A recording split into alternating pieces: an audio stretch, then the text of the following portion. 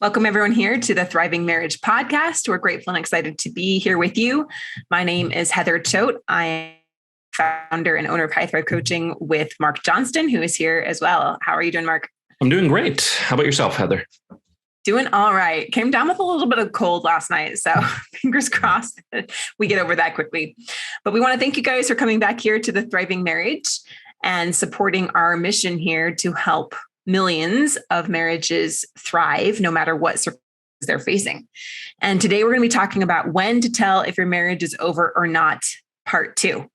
So if you missed part 1 that we did last week, really encourage you to go through that. There's some awesome stuff. We realized that this topic warranted 2 sessions, 2 episodes here. And so we're going to dive into that today. Before we get to that though, I'm going to share a client win. This is a past client win. And I believe this is a female. I want to make sure I get it right. She says, taking my kids to school today, I checked my messenger and a message from Heather popped up about fear versus love. I started listening and wow. So I decided to ask my hubby, but instead of face-to-face, I texted him. She says it's in Spanish, but this is what I texted him. I like being with you. I like spending time with you. I like flirting with you and sending you messages and memes of what I feel for you. He replied with emojis. So I asked him, what do you mean with those emojis? I want to understand you better. Hubby replies, it's okay with me, and a kissy face. So her win here is that she says, I overcame my fear of asking the question because I was assuming it bothered him and made me be inconsistent because he would sometimes not reply back. And another win that she says, I can openly express what I feel for my hubby to him, but I will not overdo it either. And so I like that instead of just assuming what her husband meant by emojis, right? Sometimes we get text message replies from our spouse or even in-person replies, and we just assume why they're saying what they're saying or what they're doing. So instead of assuming that, she asked him straight out and understood where he was really coming from, his perspective there. Yeah. I mean, a lot of times we will share these big wins with like these big accomplishments, like, hey, my husband came back, or hey, my wife wants to work things out. And sometimes like these little things, just getting some better understanding, getting to the point where you can communicate a little bit better, that you're on the same page, that you can actually say nice things to each other, is still like a good win in a lot of cases. I mean, this is actually what I think what makes the marriage feel good in many cases is this ability to have this clarity and communication, some ability to like go back and forth and say, hey, look, I like you. And I like that part of at least my marriage. Yep, agreed. And it is those little things that do add up. And it's a shift right there, pattern interrupt, where maybe she was assuming before what her husband meant, which then would put her into more fear and maybe make her inconsistent in her behaviors. So instead of just going down that same route that she would normally go down, she chose to do something different and ask him an open-ended question and try to understand where he's coming from. I love that it was not a lot of pressure, right? In her question, she asked, what do you mean with those emojis? I want to understand you better, right? And so it's just a really non-pressure, hey, I'm just trying to understand you. Not, hey, are you coming back to me? Or, hey, will you commit to me forever? Or, hey, why aren't you in love with me anymore? Right? It's just like, I want to understand you better. And so it's a very low pressure kind of question with a desire to understand. And so she pattern interrupted that. And it's those little things that puts us on a completely different trajectory. When you make a 1% degree change, now you're suddenly on a totally different path and you're going to get to a totally different destination.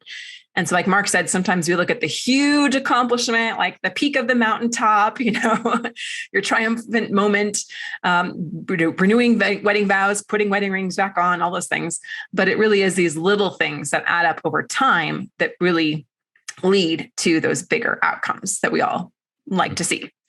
So we asked you guys a question, and I'd like to ask you now as you're watching or listening, on a scale of 1 to 10, with 1 being the lowest, 10 being the highest, how hopeful are you in saving your marriage? So leave a comment. Let us know, what is your level of hope here that this situation is going to be a good one, that you're going to have the kind of marriage that you want to have. We asked our Thriving Marriage Facebook group members, and we had like almost 100 comments here in a very short amount of time. And of course, they were all across the spectrum. But I would say from what I saw probably like 20, 25% zeros. And then, some threes, some fours, and then a lot more of like the higher numbers. So not a whole lot of like this middle ground that I saw as I was looking through your answers, and I was responding to a lot of you and talking to you guys a lot over there. The zeros, though, were really surprising to me, because here we have a group about saving marriage, about helping your marriage. And so to see that so many people had absolutely no hope made me kind of wonder, like, well, why are you here? And so I think that there's more hope than you're maybe recognizing. Otherwise, you wouldn't even be in the group. Like, you wouldn't even be listening to us right now. So there has to be a little bit more hope. So I'm going to push you guys a little bit on that, because if you absolutely had no hope, if you thought it was completely done, then you wouldn't even be like spending any more time on this usually, right? So our intention here is to help you know when a marriage is really over, when it is time to move on, and when there's actually some opportunity for things to turn around. And like I said, Mark and we did a podcast about this last week. So we're going to go a little bit deeper into the next points that we wanted to share to help you assess whether marriage is over or not. And make sure you watch to the end, because we're going to have some questions for you to ask yourself to kind of do a bit of a marriage analysis, or some of the diagnostic questions that we go through with our clients to determine if there's opportunity for things to turn around or not. So make sure you stay to the end, because those questions are going to be very valuable. One thing I wanted to point out with the questionnaire, on the scale of 1 to 10, I did notice a whole bunch of people. There's several answers like this that said, okay, it was a 0 or it was a -5 X amount of months ago, however many months ago. And a lot of them were saying, okay, now that I've stuck it out and I've been working on this, they're reporting much higher numbers, like -5 to a +5, or even some saying like 6, 7, some saying 10 even, and I find that interesting, because there are, like you said, Heather, there's a lot of this polarization. There's a lot on the lower end and a lot on the higher end. There's a few in the middle, but I just found that interesting, that all these stories of lower ends and sticking it out, and it's shifting over time when they thought it was hopeless previously. Yeah, thank you so much for pointing that out. I saw that too. So thank you for sharing that with everyone. Like, I'm going to leave the name anonymous here, but she says a 10. I couldn't say that not that long ago. And then a bunch of people are asking, like, what worked for you? How did you get there? Mm-hmm. And so it seems like it goes from, I think this has a lot to do with the fight, flight, or freeze mode of when you go through trauma, then things look really, really bleak and they look really, really hopeless. And that's why it's so important that you don't just rely on your own instincts in those moments, because if you just react from that kind of a place, the effect has longer lasting implications, right? And that's why it's really important to get outside perspective on what's going on in your marriage to see, is this a situation that can really be salvaged or not? Because we can't rely on our own feelings of hope to know if it's actually accurate. So as we go into that, keep that in mind. We, as the marriage experts here, want to help you see logically and even analytically what hope there may be. And so don't just rely on your own emotional state of hope, because that's actually not an accurate measurement of if a relationship can be turned around or not. Would you agree, Mark? Yes, absolutely.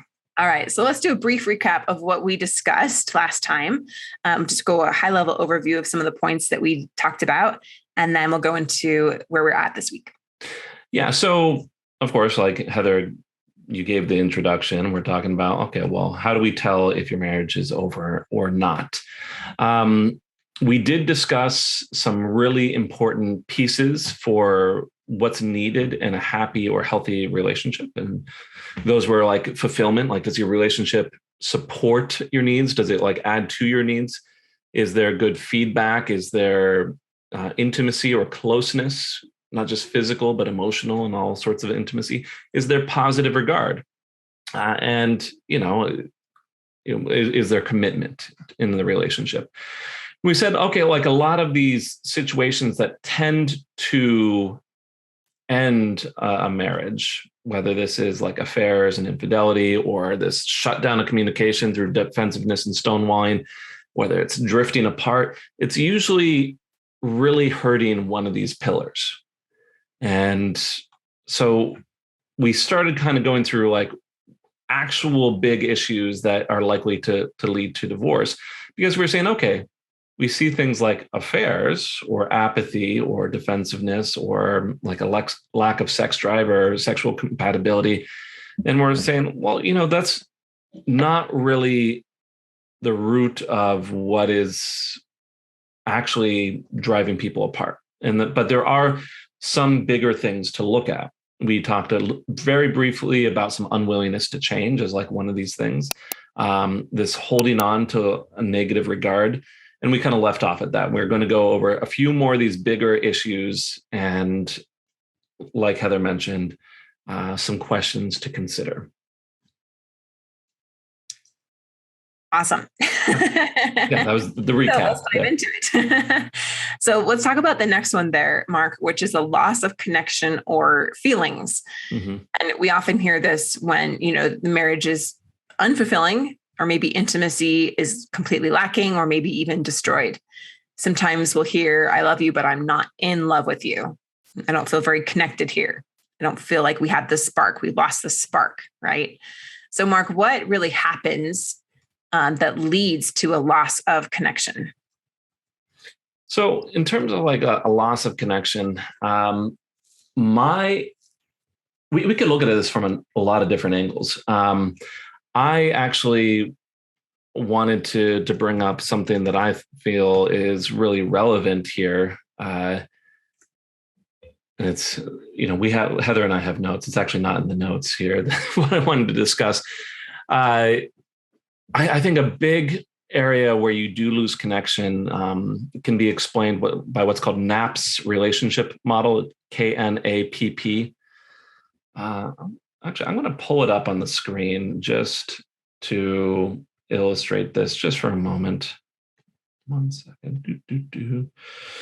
All right. As you can see, I'm going all professional here, and I put it into the search engine to find the image. And I'm going to admit, I thought of this last moment. I'm like, okay, this is really applicable. But basically why I wanted to share this, why I'm bringing up this specific image, and you can see there's a whole bunch of like different versions of the same thing. But this kind of describes how people come together and how the relationship comes apart. And generally it's agreed on that sitting here at the top level is fairly healthy if you can navigate these things well. Meaning, like, can you actually formally create a relationship? Now, but the other piece here is, and where I think a lot of connection gets lost is at some point, the two of you are going to have some different ideas, different beliefs, different preferences. And can you navigate a difference in beliefs or a preference for activities without it causing some problems? Now, what tends to happen here is if that's not done well, if you go to your partner and say, hey, look, I want to get involved with fixing up my motorcycle or gardening, or I want to start a new business, or I want to be more social in my life, or whatever it happens to be, and that's not done well, or it's not received well, what tends to happen is you kind of move down this ladder and you start creating some more distance. You start sharing less information about these things that are interesting you, and you start avoiding those topics, and it keeps going further and further down. So if that's not handled well, if like things get further, it goes to stagnation and then avoidance and then terminating the relationship. But that's one way connection can be lost. I also think that, and this is somewhat related, if we're applying this back to those pillars that we were just discussing, I do think that connection can really be lost as the marriage stops supporting needs of one partner or both. So if you're really needing some more connection, if you prefer to have a lot more variety in your marriage, or if you need to feel a bit more significant, if you need to feel supported in that, and it's not, well, it means that you stop really going to each other for your needs, and all these bids for attention go unmet. It's a similar sort of process. So you're saying, okay, hey, look, I know you like time for yourself, hypothetical wife, but I really need some more time to connect with you. Those bids go unmet, or are even met with anger, and you start going down that ladder, those stairs that I was just talking about with Knapp's relationship model. But this is how I see it. Heather, I know you and I, we've talked about sometimes this in terms of like the intimacy cycle, or, what happens when intimacy is rejected, or it becomes unacceptable or something, and people drift apart. But basically what we're saying is there's lots of different theories that we can look at that kind of describe the same thing. It's these bids for attention, these bids for needs, these bids for something to happen, something to be different. And then that's not handled well within the relationship, and it causes this drift. Right. It does, because it becomes unmotivating to engage in the relationship when you've made a bid for connection or intimacy or closeness or a need to be met and you feel rejected. Then the more you're rejected, the less motivating it is to want to meet your partner's needs, and then they feel rejected. And then the cycle just continues like that, right? So like an example here, maybe the wife is really, exhausted, maybe has a new baby, I don't know, like a lot going on. And the husband's like cuddling up to her, wants to be intimate, sexually intimate. And she's like, I'm exhausted. So she rejects him. So he's feeling rejected. And then the next time she wants to kind of talk and unload and emotionally connect with him, he's feeling rejected. So then he doesn't really engage in that. So now she's feeling rejected. She's feeling like, you're not really emotionally there for me. You're not really supporting me. You're not really helping me out or listening to me. And I don't feel like we have a connection here. So then the next time he wants a need met or like asking a bid for some kind of connection, then she rejects him. And then that just deteriorates from there. It becomes a really self-perpetuating cycle. But the good news is that it's solvable, because the opposite is also true. When your partner makes a bid for closeness or connection or understanding, or for a need to be met, and you meet it, then they will more likely want to meet your need the next time that you ask or put it out there. And so this is how we get things going in the connective side. It requires some vulnerability, because there's no intimacy without vulnerability. Otherwise, it's not really meaningful if it's not a little bit scary and vulnerable to put ourselves out there. And it usually requires, being proactive to build up your partner's needs first, rather than waiting for them to make requests. And usually, for most of our audience here, your spouse is not really willing to consider your needs or willing to work on things with you. And so that's why we say it requires you going first. So you have to be the one to kind of put aside some of the fear, swallow some of the pride if you're wanting to save the relationship, and be willing to go first here. Mark, what is your insight on this? Well, I'm thinking about even some of my own experiences in terms of loss of connection, because I don't know about you, Heather. I mean, your marriage, but I think most marriages have some amount of ebb and flow, as in, points where things are feeling much more connecting and say less connecting. And I'm looking at this and I'm thinking, okay, well, my marriage with my wife, Jen, feels very solid, and it feels as though we do connect well, in the long run. I would say, like right now, I would describe my marriage as very connected. And I'm thinking about the reason why I'm going down this path is you're saying, Heather, this is a solvable problem. So I'm thinking, how is this solved within my own marriage? We could look at this from a lot of different angles. We could talk about, what you and I teach in terms of home messages, or making the relationship a priority, or being supportive for what's needed. But I think a big factor here is that when the marriage starts to dip a little bit, when it starts to feel a little bit less connected, I do feel like my wife and I make it a point to resolve those concerns rather than just let it sit. And I think that's a big factor here in not allowing the marriage to drift apart too much before we address it. But I wanted to know your experience with this as well, Heather. Like, what do you feel like is the factor that lets you and Ben navigate this sort of issue? I think it's very similar to what you shared. It's that we both want to, mm-hmm. and that we recognize when it's gotten a little off and address it sooner rather than later. In the past, we would wait a long time, or we wouldn't know how to address it healthfully. And so that would create a bigger issue. I've shared before that my husband tends to be the one that kind of closes up and doesn't want to address something that's uncomfortable. And I tend to push things, which then makes him close up more. And so I'll just give an example of even this last week. I was going past through my pictures of the past 7 years, and I wanted to put together an image for Instagram. Okay, this is kind of silly, but I wanted to show me going bald from when I had cancer to all of the stages of my hair growth. Okay. I know it just might seem silly, but I wanted to put it together, even just more for my own sake, just to see the whole process of the past 7 years. It was like taking a snapshot of the journey along the way. And yeah, I know hair is kind of a frivolous thing, but I just wanted to do it. So I spent several, like at least a half an hour or something, pouring through all the pictures and putting them all together. And then I showed them with Ben. And for me, this was like a very emotional thing, like to show the journey of where we were to where we are, and just looking at like the physical changes in my hair over the past 7 years. And as I shared that with him, I asked him which one was his favorite, and he immediately closed up. Like, I am not answering that question. And I was wanting this to be like a connecting, like, wow, look how far we've come, so I felt dismissed. And I felt like, why are you not willing to even answer like that question?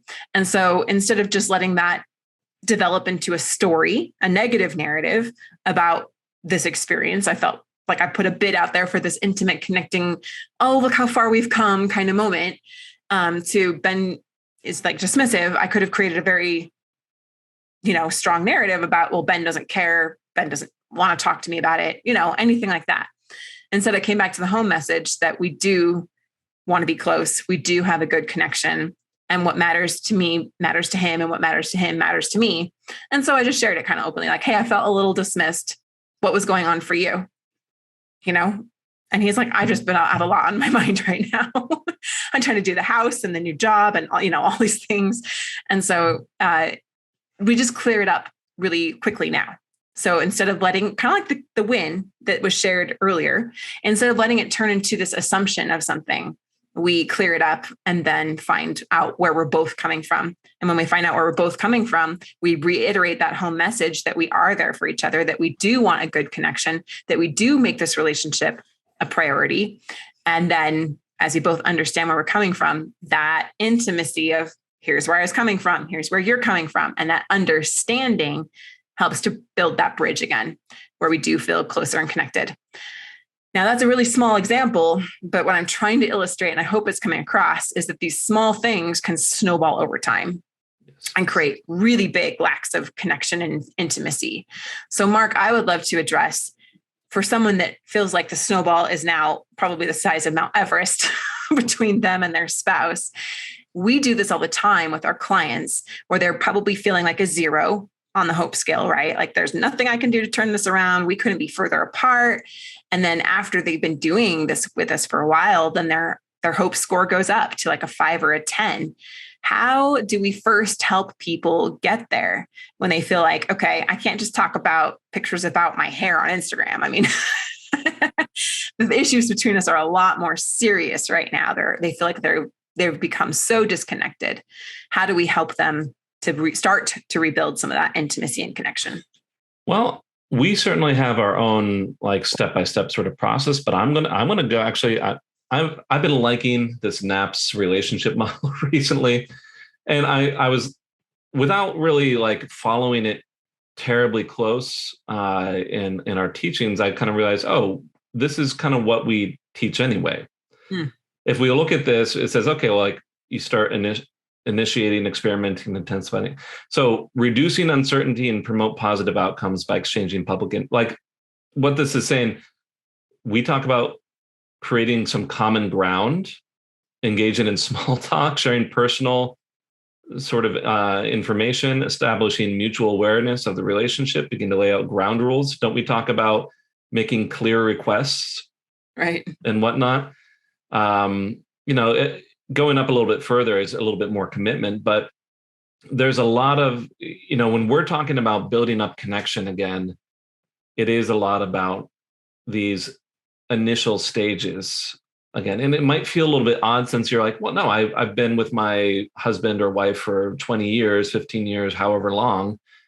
But the point here is you've gone down these steps, and it's not the reason why it's come apart is it's become unsafe or unrewarding to be a little bit more open. And so you do need to kind of go into these earlier stages, creating those common goals, taking a step back from like the intense relationship and kind of focusing more on connecting sort of conversations. And I know that's very broad what I'm saying. It's just we always kind of have this comment at some point in our podcast. We could probably talk for hours just on this one topic of how do we create more connection. But yeah, suffice it to say, you kind of have to start small. Right, which is where a lot of people really get it wrong because they make huge bids for connection, yes, huge bids for commitments. You feel like you're justified, like you said, like because we've been together so long and we're married, shouldn't I be able to do that? But usually you're doing it out of fear to try to get them back anyway. Usually the underlying motive is like a lot of fear-based and desperation. And so it absolutely backfires. And what we do is really different. It's like go slow to go fast. And that feels unnatural at first, but we've proven that it works. And it is actually the faster route is to take the pressure off and do smaller bids for connection and smaller bids for closeness, smaller bids for affection. And that starts to get the snowball going in the right direction. All right, let's talk about the next one here, which maybe your spouse is finding better options elsewhere. And so to tell if a marriage is over or not, we need to examine what's going on with affairs, with freedom, and issues like that. So Mark, this one's especially challenging, right? Yes. It's usually combined with some other issues in the marriage. It's usually the symptom, and there are other root causes showing this to come up, right? Mm-hmm.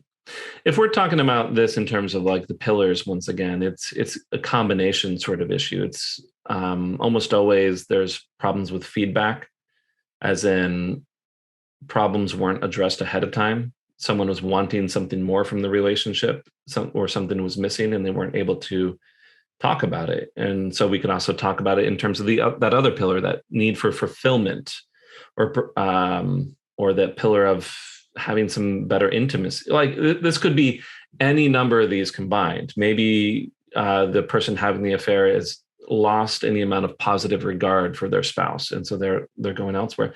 But the bigger issue here is we have this problem, this deficit, and that deficit's being filled somewhere else.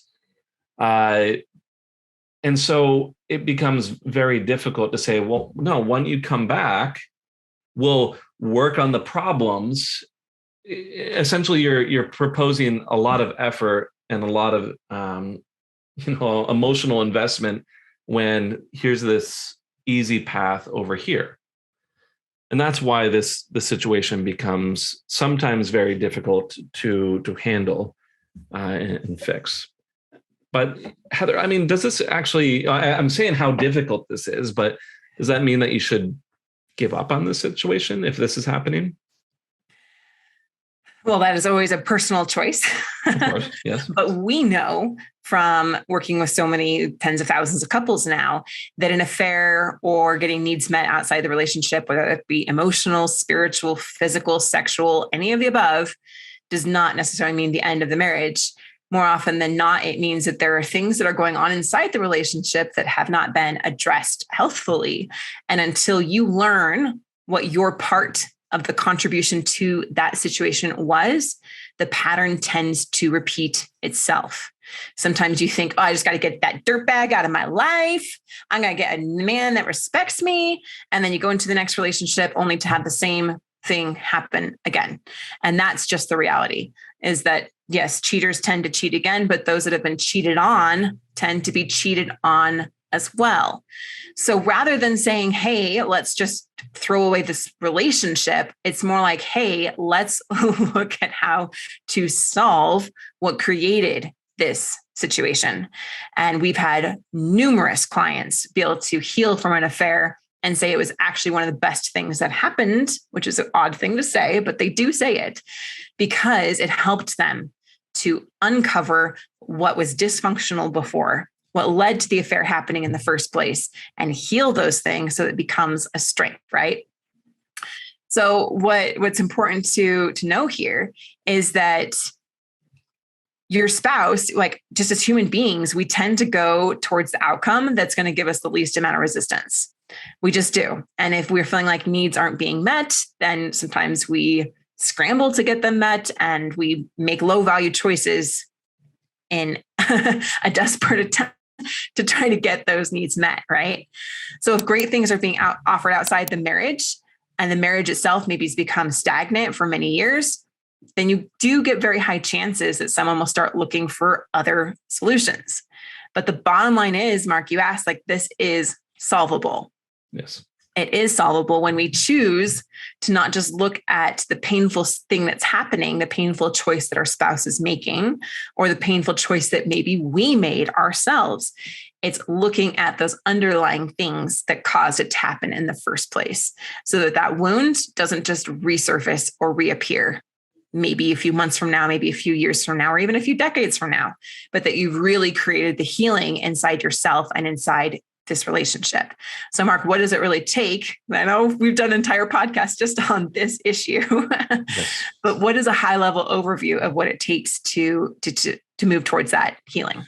Well, I want to bring up an example from a recent conversation I had with a client to kind of illustrate this. So I'm thinking of a client I have been speaking with recently who she says her husband's having this midlife crisis. Where he's become very interested in this other woman who's married. There's all this kind of secrecy around it. He's spending lots of money in this situation and getting into all these unhealthy sort of activities. And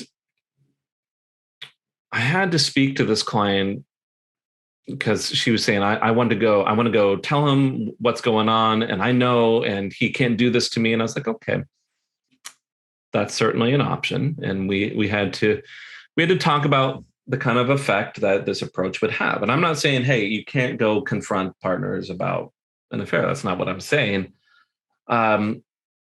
We talked about a different path with, in terms of confronting this situation. We talked about discussing why engaging with this other woman was so compelling. And to be clear, this wasn't a physical affair. Wasn't that? It was some other. It was just kind of like a fascination with this other woman. But like, we had to talk about what was needed from this situation and what the boundaries were, and ways that we could build up some of what was needed within the marriage itself. It was an approach that was like less angry and you've done something wrong to me, to something's going on here that you're unhappy enough. You're unhappy enough that you've taken this 30-year marriage and you're like bringing it to this point where it could collapse and come apart and you could lose everything. Something must be happening.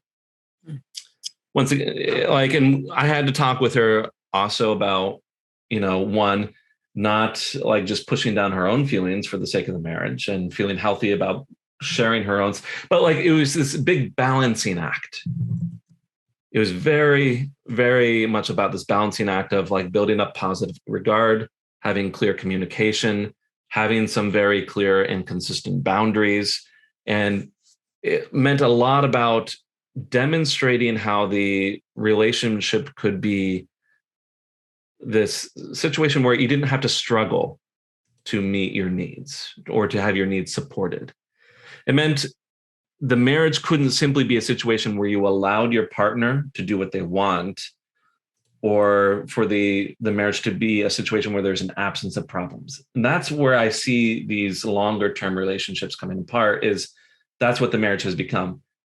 You can be your own person. You can differentiate, but you're not really supported in that differentiation. If we're going back, I'm going to tie it back to that NAPS relationship model. Yeah. That's what I see, is the high level overview of what is needed in these situations when a better, I'm going to put in quotes, better option is found elsewhere outside of the marriage. Awesome. And that is a process, but it is possible.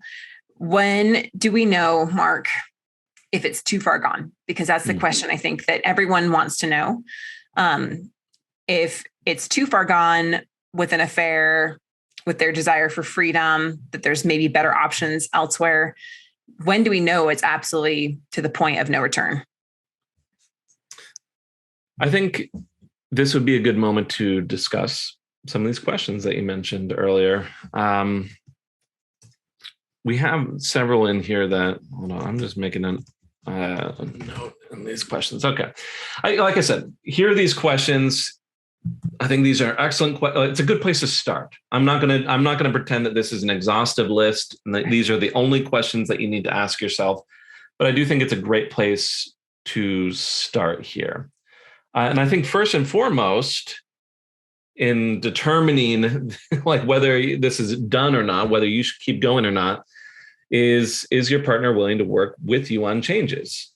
Now, I'm putting that first because I kind of wanted to discuss it just for a moment. I mean, you and I, we talk all the time about fixing things on your own. Right. And here I am saying, okay, ask yourself, is your partner willing to work with you on changes? I'm just saying this is something to consider. And a lot of these questions are something to consider. And if we have like a lot of poor answers to many of these questions, then I would say, hey, this is a consideration of what you need to like really think about, how much you want to invest in fixing this going forward, or how much you want to work towards staying in the marriage. So I think this is probably one of the bigger considerations, even though Heather and I have a lot of solutions to get around this particular problem if your partner is not willing to work with you on changes right now. Right. We have estimated about 85%, 90% of our clients start working on this alone. Yeah. And so most of you are probably saying, yeah, no, my spouse is not willing to work on it with me. They're not willing to make changes. And oftentimes we're looking at our spouse to be the one that makes the changes to fix everything for us.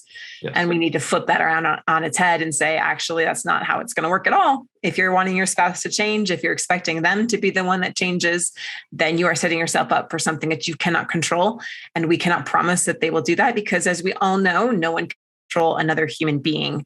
Sometimes we have people that come onto master classes or in our Facebook group, and they're just saying they need to change. They need to end the affair. They need to do this. They need to blah, blah, blah, blah, blah. And they're not willing to do it. Then that leaves you with no hope. And that might be a reason, my friends, why a lot of you are putting 0, is because you're putting all of the responsibility or future action for the situation on your spouse. And you don't realize that you actually have a huge influence in what happens in the relationship. You are 50% of the system. And oftentimes it feels like they're holding all the cards and they're calling all the shots, and that you might feel helpless here. And that's actually not true. So what we teach you guys how to do, like we said, 85, 90% of our clients start there, is, how to empower yourself about what changes you can make that will influence the situation and get it going in the right direction. And when you realize that you have more control than you maybe thought, or maybe are thinking right now, that does give you a lot more hope and a lot more sense of peace and security situation. So that's something that we want to look at for sure. The next set of questions have to do with that intimacy that we talked about, that cycle. One of the things that we look at as we're assessing a marriage is, how often are you currently communicating? I do this in my master classes. So if you guys have ever been to my master class, I usually do an assessment with you guys on how often are you currently communicating? And I'll ask you, have you talked within the past year? Have you not even seen each other for several months? Do you only talk over lawyers and maybe text message? Are you able to talk to each other 1 to 2 times per month, face to face? Do you talk 1 to 2 times per week, face to face? And we look at some of these markers because what we've proven is that if you have the opportunity to talk even 1 or 2 times per month, then there is a great hope for your marriage to turn around. Now, sometimes we do have people with restraining orders or court orders, and you can only talk through lawyers. And we just want to be really realistic with you because it's to your benefit and ours to make sure that this is something that's actually going to be viable. And sometimes I have people that come on the masterclass and they're like, I haven't talked to my husband for 18 months at all. I'm like, no text, like no phone. Yeah. And he lives on the other side of the world because he's deployed. And I have to just be really honest and say, this is not a viable situation. Is there any opportunity for you to talk in the future? No. Then that is going to be a situation we're going to look like and say, there's not a lot of hope here. I cannot give you false hope. I cannot paint a fairy tale for you. If you're not communicating at least in some amount, even if it's surface level or just about the kids, then there's not a lot of opportunity for you to turn this around. So that's one of the things that we do in our marriage assessment. If you guys want to do a complete marriage assessment with us, where we guide you through this and help you uncover what's really going on, then leave a comment saying me, and we will give you the link where you can book that free marriage assessment. Another question to consider with intimacy is, can you freely display or share emotions? Do you have that ability to be vulnerable, to share how you're feeling, to display emotions? And what level is that at currently? How open can you be with physical affection? Sometimes we have clients that they're able to, have sex and be close and cuddle, but they cannot share feelings. And sometimes the opposite is true. You can share feelings, but there's no touching, no hugs, no kisses, nothing. So we look at all of these different markers to determine how viable a relationship is or not. And then another quick question here. How are you able to discuss sexual needs? How much are you able to do that? How open are they to that? How open are you to that? So these are all questions about intimacy. Mark, what have we seen as far as viability in these different areas? So I do feel like in terms of viability, it's much more important to consider communication and emotional intimacy if you're trying to put things back together. I'm looking at like pathways to a better marriage, to reconciliation. And while it probably sucks, usually when you're in this reconciliation mode where you're trying to put things back together, that physical affection and sexual intimacy tend to drop off. Not always, but that tends to be a result of a very close relationship rather than the path to a close relationship. Yes, agreed. And then let's go into the ability to have some common goals, abilities to create common goals or pathways to resolve even maybe some of the minor issues. And this has a lot to do with giving and receiving and working together as a team on things. Yeah, this is really important. This is almost always some of the first steps that I take with clients is determining where can we create some common goals or some sort of pathway to fix some things. I tend to see that if you can resolve some more minor issues, it becomes easier to tackle a little bit bigger issues and then a little bit bigger issues because you're building up trust in how you can resolve conflict. I just want to say a lot of you are probably going to answer, no, we can't even resolve minor issues. And that's where we can come in and help you identify what small goals, right? They might not be the big ones that you want to resolve right now, but what smaller goals can you have in common and what smaller minor issues that aren't so emotionally triggered can we work on that then snowball in the direction to fixing those bigger issues? One of the big mistakes that we often see is trying to resolve deep issues or really hard, severe, emotionally charged issues too soon. And it's like going in for brain surgery when you're in cardiac arrest. Like it just would not work. And so we need to stabilize the relationship first. And we do that through some of these solving minor issues and creating common goals that then you can create stability and health in the relationship so it's strong enough to handle some of the deeper issues. So another good question to consider there. Does it continue to feel healthy to emotionally invest into your marriage? And this one becomes a very personal decision. I often see that people are really burnt out. They're exhausted. They're feeling hopeless. And sometimes they're just like, I can't keep doing this because I can't continue to maintain this level of emotional investment into the situation when it's not going anywhere. I want to preface that with usually most of the people that we're talking to that are feeling like that, and it's a lot of people. So if you're feeling like that, you're not alone. It's usually because they're going about it in the wrong way. They haven't found what actually works to turn the situation around. Maybe you think that texting your spouse every day or bringing her flowers and all these things, making all these positive changes and working on yourself is going to be the fix. And it's draining you and exhausting you, and it's not working. It's not effective in your relationship, and it's often backfiring. So what we want to look at first is, what are you doing to try to fix this? Is it working or not? And now let's start doing some of the right things, because it's going to feel a lot more emotionally rewarding when it starts going in the right direction. Absolutely. So, beyond that personal question, like this is, I think, always a good question to ask as you were considering, like, is this viable or not? It's a very important to kind of tap into how you feel. Absolutely agree with that. The next question: do you have an ability to step back from the relationship without completely leaving or moving towards divorce? And Heather and I, we don't tend to recommend trial separations, except in certain circumstances. But it can be a step rather than completely saying, okay, the marriage is over. Big things to consider would be, okay, what would this actually solve? And what more would be needed for your problems to resolve if you did take a break? And those are, I think, more important. Having that step back from the relationship should be seen as a means to an end, as like a way to resolve something. So if there's a high amount of tension or stress or lots of arguing, you might take this step back as a way to kind of resolve some of that tension and to be able to clear your head. But like I said, it's something to consider if you're saying, okay, is my marriage over? It's, can we take a step back from this, and can this solve any problems if we do?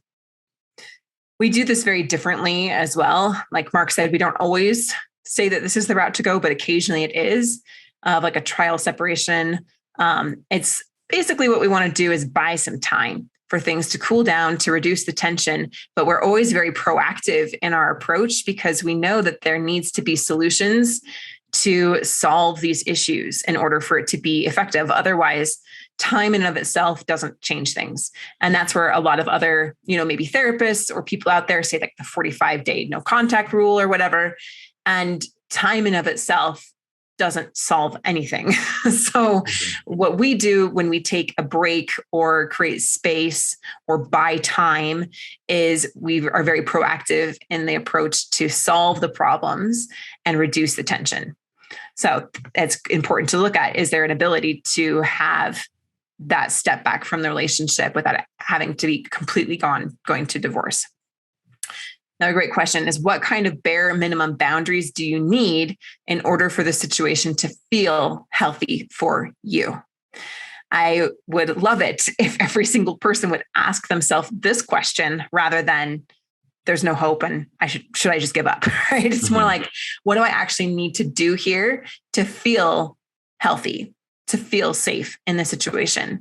And what would be some bare minimum boundaries that might help me feel that way? Because again, it's going to be one of those smaller steps towards the bigger outcome that's going to make it more sustainable in the journey. What do you need for your partner to understand about you in order to feel okay? Oftentimes we talk about how you have to go first and you have to put their needs first. And we're not saying that meaning to completely neglect how you're feeling and what your own needs are. It's just that we know we can't put pressure or demands on our spouse to meet those right now. But what do you need for your partner to understand about you in order to feel okay? Another great question to think about.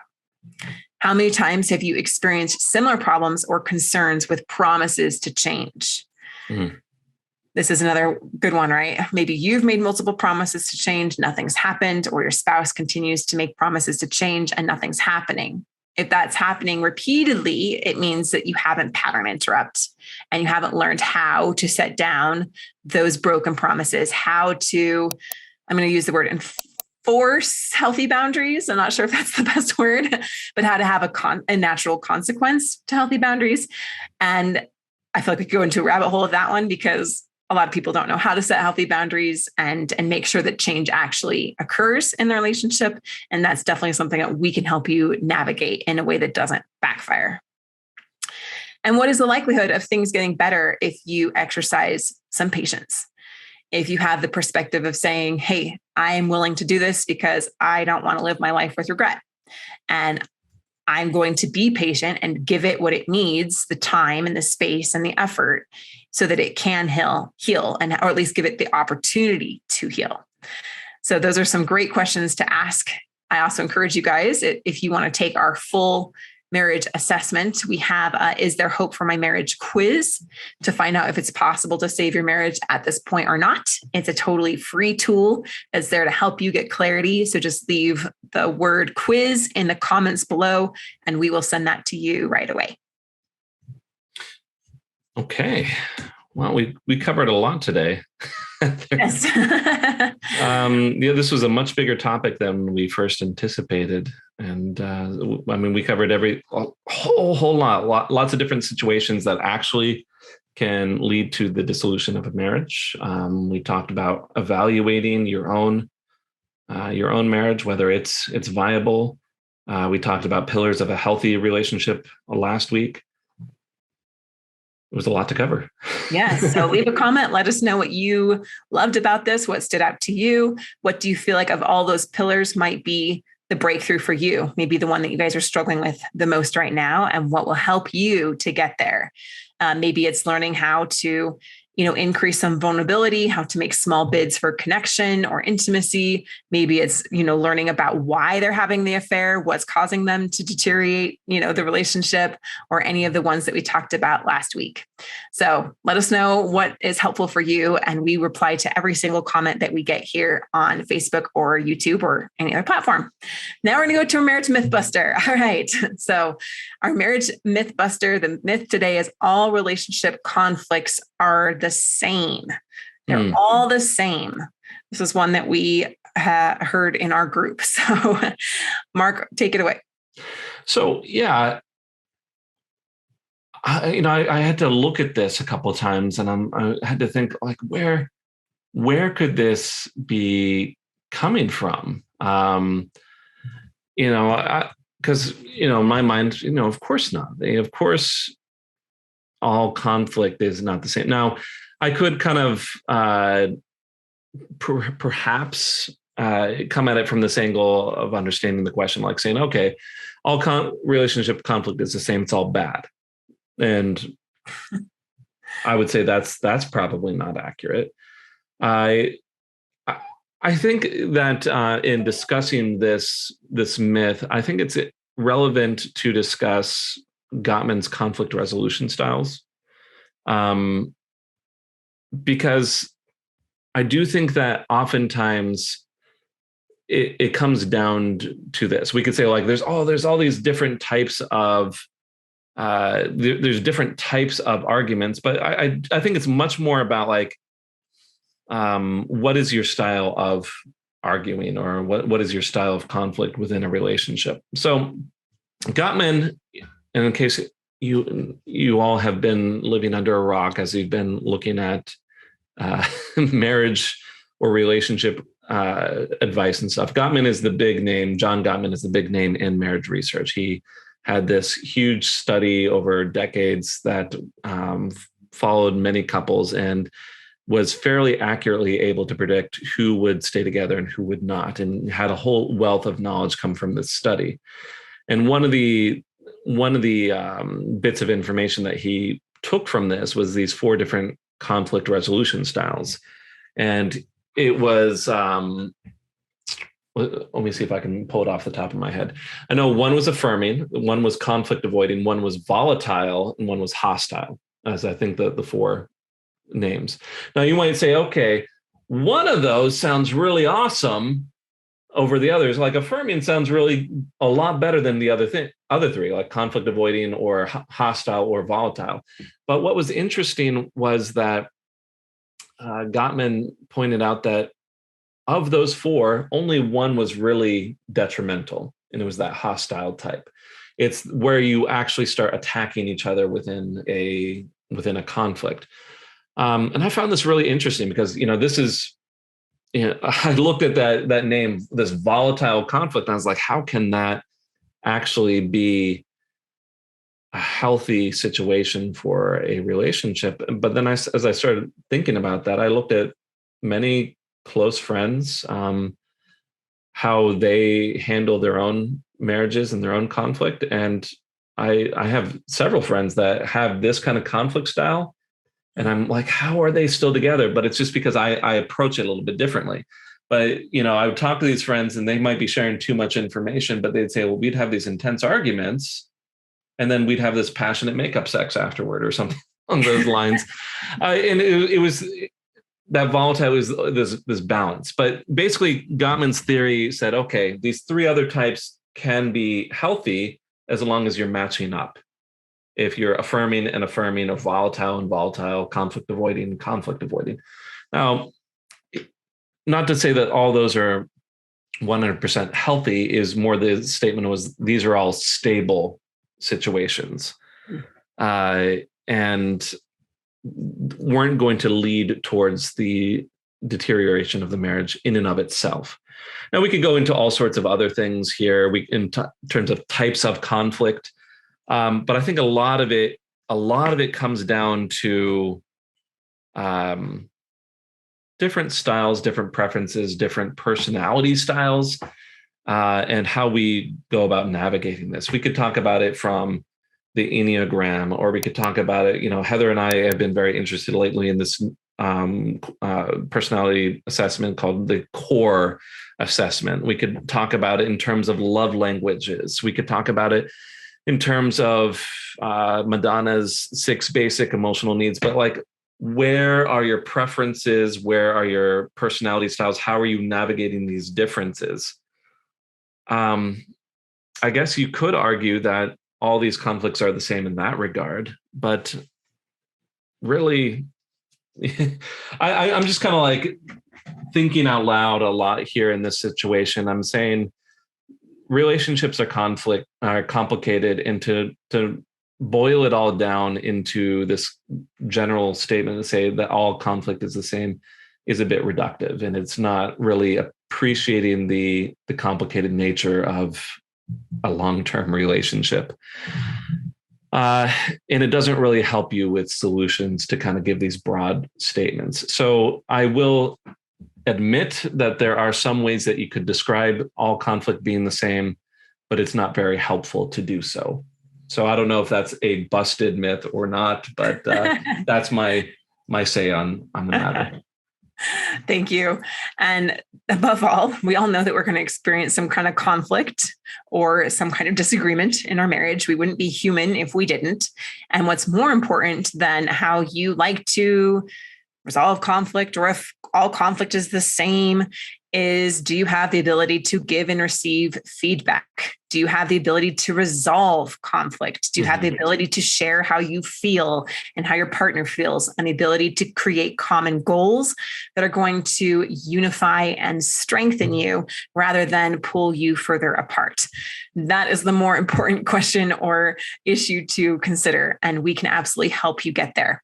So thank you guys so much for joining. We hope that this has been helpful for you. Above all, know that most marriages can be saved. if they have the right method, the right support, and the right approach to get there. And we're so grateful that we've been able to help thousands of marriages now to be able to turn around from a situation that you might be in right now. And so there is more hope than you realize. Next week, we're going to share with you Knapp's relationship model, meaning how to navigate building up, bonding, and navigate your marriage as it's coming apart. So let's talk about how to bond your marriage, even if it feels like it's coming apart next week.